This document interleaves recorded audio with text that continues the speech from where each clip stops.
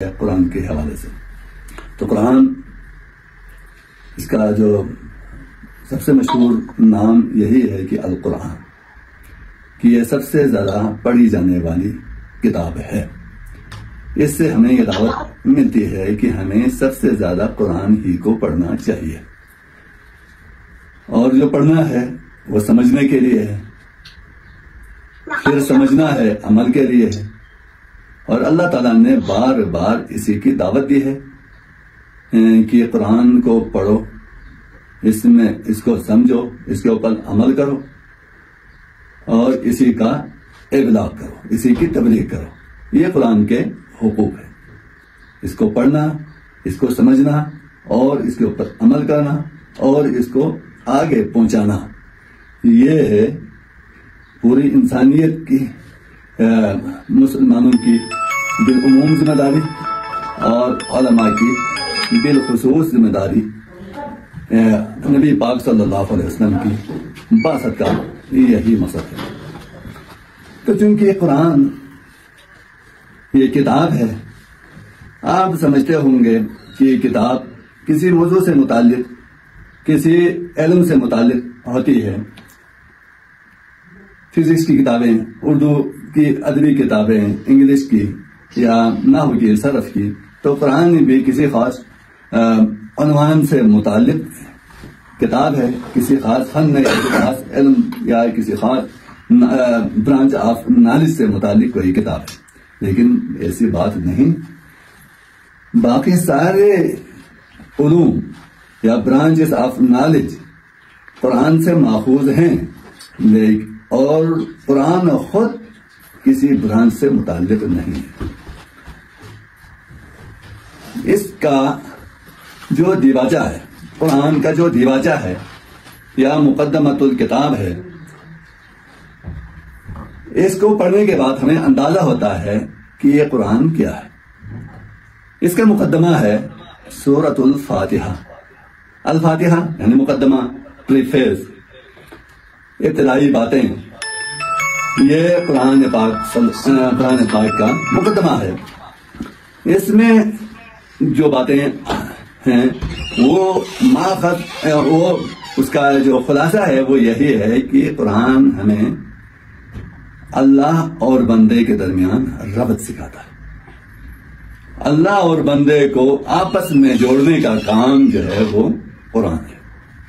اس جوڑنے کے لیے زندگی کا ڈھنگ اور سلیقہ کلوز کر کے یا اس کو ملخص کر کے وہ پیش کرتا ہے کہ حضور پاک صلی اللہ علیہ وسلم نے فرمایا کہ سورہ فاتحہ کو سورۃ الصلاۃ بھی کہتے ہیں. لا صلاۃ الا بفاتحۃ الکتاب. فاتحہ کے بغیر کوئی نماز نہیں ہوتی، اور اسی کو بار بار دہرایا جاتا ہے. تو اس نے بتایا با، قرآن کا جو با ہے بسم اللہ سے شروع ہو گیا اور الناس کے پر ختم ہو گیا.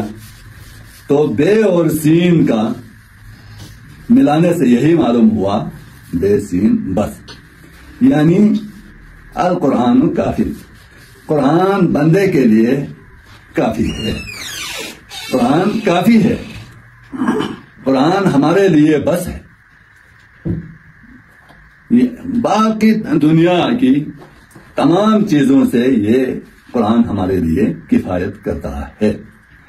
بس زندگی میں آپ نے قرآن کو پڑھا، قرآن کو سمجھا، اس پر عمل کیا اور اسی کی تبلیغ کی، تو یہی آپ کی دنیا اور آخرت کی کامیابی کے لیے کافی ہے.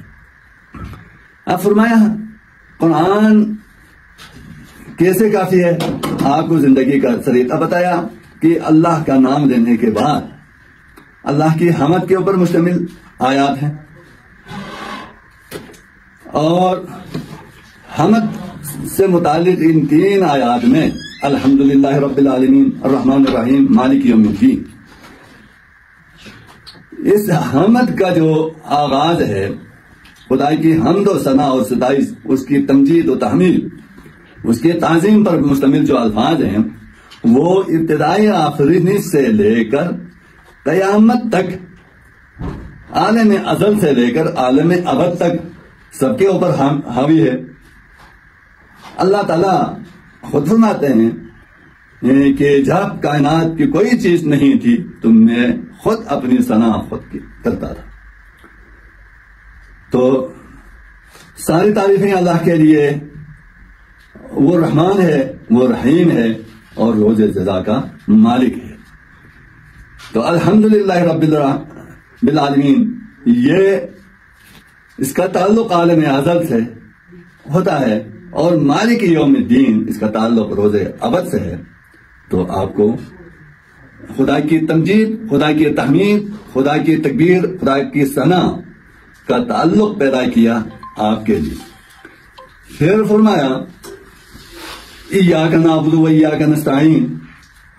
یہ آپ کی دنیا کے لیے ہے کہ دنیا کی زندگی ایسی ہونی چاہیے خدا کے ساتھ ربط اور تعلق پیدا کرنے کے لیے کہ اسی کی بندگی کریں اور اسی سے مدد مانگیں. یہ دنیا ایسی نہیں کہ آپ کے لیے سب کچھ ایسے ہی حاصل ہو جائیں. اس کے لیے ہر قدم پہ آپ کو مدد کی ضرورت پڑے گی، رہنمائی کی ضرورت پڑے گی، رہبر درکار ہوں گے. تو وہ کس سے مانگے؟ وہ اللہ تعالیٰ ہی سے آپ رہنمائی حاصل کریں. اور اسی کے بارے میں حضور پاک صلی اللہ علیہ وسلم نے فرمایا، اللہ کا ارشاد ہے کہ ھذا بینی و بین عبدی، کہ میری یہ عبادت کرنا اور مجھ سے ہی مدد مانگنا، یہی وہ تعلق ہے جو میرے اور بندے کے درمیان میں. پھر اگلا ہے اہدنا الصراط المستقیم. عبادت کے لیے، خدا کی بندگی کے لیے اور استعانت کے لیے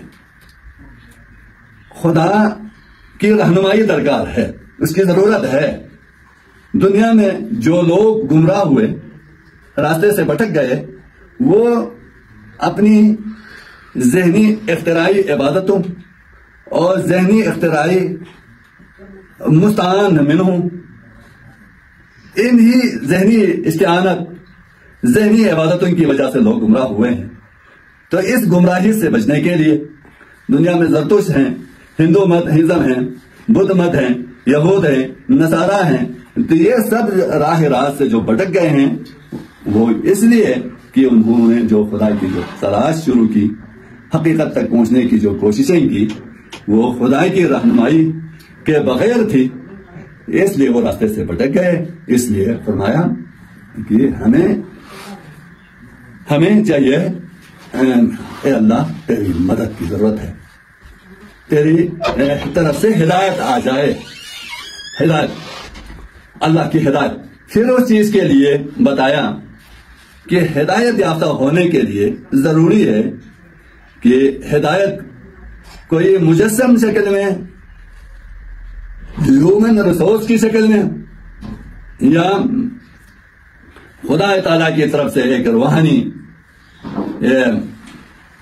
ہدایت کے طور پر جو چیز ہے وہ ہے ایک قرآن اور دوسرے قرآن والے. تو صراط الذین انعمت علیہم، ان لوگوں کا راستہ جن پر اللہ کا انعام ہوا. ہماری کوشش ہونی چاہیے کہ منعم علیہم کے راستے سے جڑنے کے لیے اللہ کے انعام یافتہ لوگوں کے ساتھ اپنا تعلق پیدا کریں. اللہ کا انعام کن کو حاصل ہوا؟ اللہ تعالیٰ خود قرآن مجید میں فرماتے ہیں اولئک الذین انعم اللہ علیہم من النبیین والصدیقین والشہداء والصالحین اولئک حسن رفیقا. رفاقت کے لیے، اپنا ساتھی بنانے کے لیے، اپنے صحبت اختیار کرنے کے لیے کون سے لوگ ہونے چاہیے؟ ایک انبیاء کا طبقہ ہے، صدیقین کا طبقہ ہے، اور شہداء کا اور صالحین کا. یہ 3-4 طبقے ایسے ہیں جن کے اوپر اللہ تعالیٰ کا انعام ہوا ہے. تو ان کا راستہ ہدایت کا راستہ ہے، اللہ کی طرف سے ملی ہوئی ہدایت کا یہی راستہ ہے. پھر ساتھ ہی ساتھ یہ بھی بتایا، فرمایا غیر المغضوب علیہم ولا الضالین، نہ ان کا راستہ، ان لوگوں کے راستے پہ ہمیں مت چلا، نہ دکھا جو گمراہ ہوئے ہیں، جن پر تیرا غضب ہوا ہے. وہ اگرچہ بظاہر کہا جاتا ہے کہ یہود و نصارہ، یہود جن پر غضب ہوا، نصارہ جن جو بھٹک گئے، گمراہ ہوئے. لیکن چونکہ یہ سارے جو یہود و نصارہ نے بتایا، مغضوب علیہم بتایا اور ضالین بتایا، تو اگر حکم کسی مشتق کے اوپر لگتا ہے تو اصل جو مادہ ہے وہ وجہ حکم ہے، وجہ حکم ہے.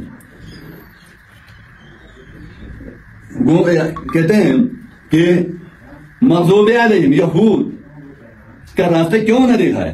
اس لیے کہ ان کے اوپر غضب ہوا. غضب کے اسباب کیا ہیں؟ کہ انہوں نے اپنی تعلیمات کو پس پش ڈالا.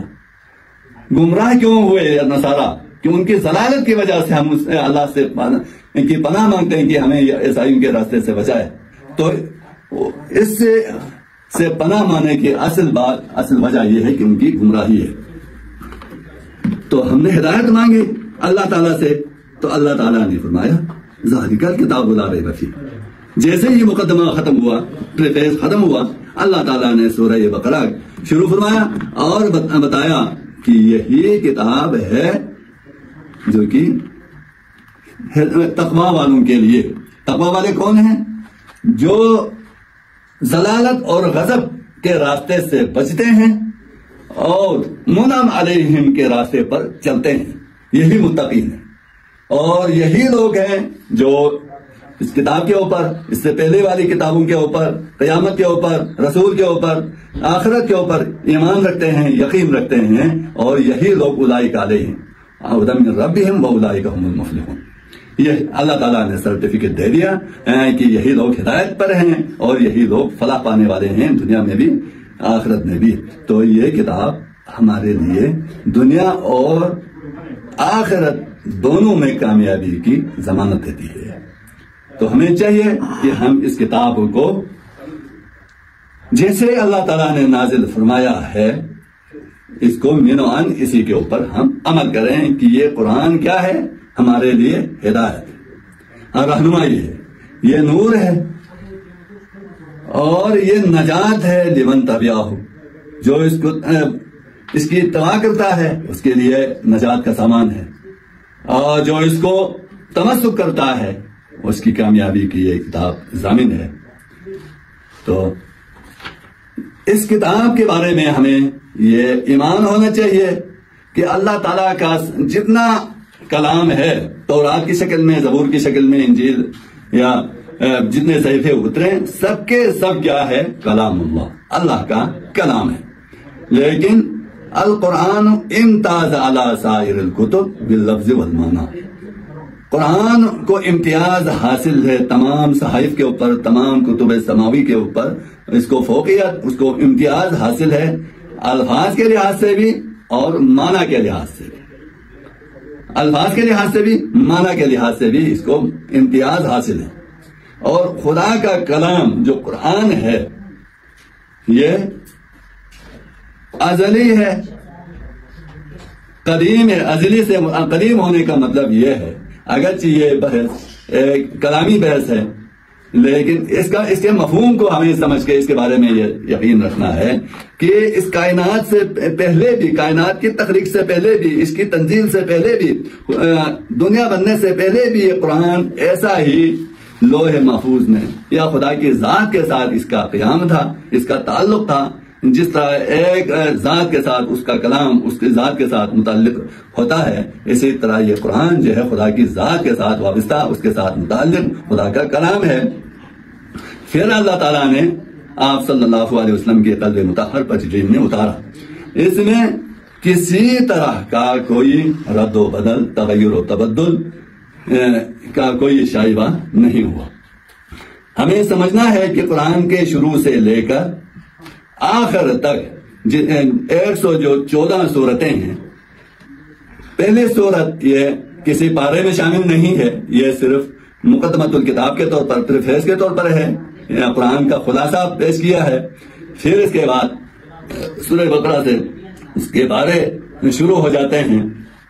کبھی مکی سورہ، کبھی مدنی سورہ، کبھی مکی سورہ، کبھی مدنی سورہ. اس طریقے سے مکی صورتوں سے آغاز کر کے مدنی صورتوں پر اختتام بار بار اللہ تعالیٰ قرآن مجید میں مختلف چیپٹر کے حوالے سے کرتے ہیں.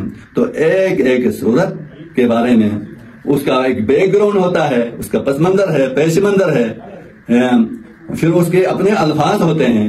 الفاظ کا تعلق جو ہے اگرچہ اس کے مفہوم کو سمجھنے کے لیے اس کے شان، اس کے پس منظر، پیش منظر، واقعاتی کائناتی حالات کو بھی مد نظر رکھنا لازمی ہوتا ہے، لیکن اس کا اطلاع، اس کے مفہوم میں یہ چیز چونکہ قرآن قیامت تک کے لیے ہدایت ہے، اس لیے العبرۃ لعموم المعنی لا لخصوص المورد. شان نزول کی خصوصی اس مورد کا کوئی اعتبار نہیں ہوتا، بلکہ قرآن کے عمومی الفاظ کا زیادہ خیال رکھنا، اسی کا خیال رکھنا، اسی کا اعتبار کرنا یہ لازم ہے. تو قرآن جس کو المیزان بھی کہتے ہیں، الفرقان بھی کہتے ہیں، نور بھی کہتے ہیں، یہ سب کچھ ہے، یہ خدا ہے. اور سب سے بڑھ کر یہ اس کے پڑھنے کے بعد، اس کو ختم کرنے کے بعد، دعائے ختم قرآن کے بعد آپ پڑھتے ہیں، ہم پڑھتے ہیں وَاجْعَلْهُ لَنَا حُجَّةً يَا رَبَّ الْعَالَمِينَ، وَاجْعَلْهُ لَنَا إِمَامًا وَنُورًا وَهُدًى وَرَحْمَةً. قرآن ہمارا امام ہے، قرآن ہمارے لیے نور ہے، قرآن ہمارے لیے ہدایت ہے، قرآن ہمارے لیے رحمت ہے، اور یہی قرآن ہمارے لیے حجت ہے. تو ہر حجت کو پرکھنے کی حجت جو ہے، ہر حجت کے حجت ہونے کا مدار اس حجت کے اوپر ہے. اگر کوئی حجت اس حجت کی کسوٹی کے اوپر اترتی ہے تو ٹھیک ہے، ورنہ یہ حجت ایسی حجت ہے جو باقی دنیا کی ساری حجتوں کو رد کرتی ہے. اس کے پلڑے کے مقابلے میں کسی کا پلڑا باری نہیں ہو سکتا. تو قرآن کی جو ہر سورت کا جو نام ہے، قرآن کا نام جتنے نام ہے قرآن ہی نے دیا ہے، اللہ نے دیا ہے. سورتوں کا نام اللہ نے دیا ہے، سورتوں کی ترتیب اللہ نے دی ہے، اور آیتوں کی ترتیب بھی اللہ تعالیٰ ہی کی دی ہوئی ہے.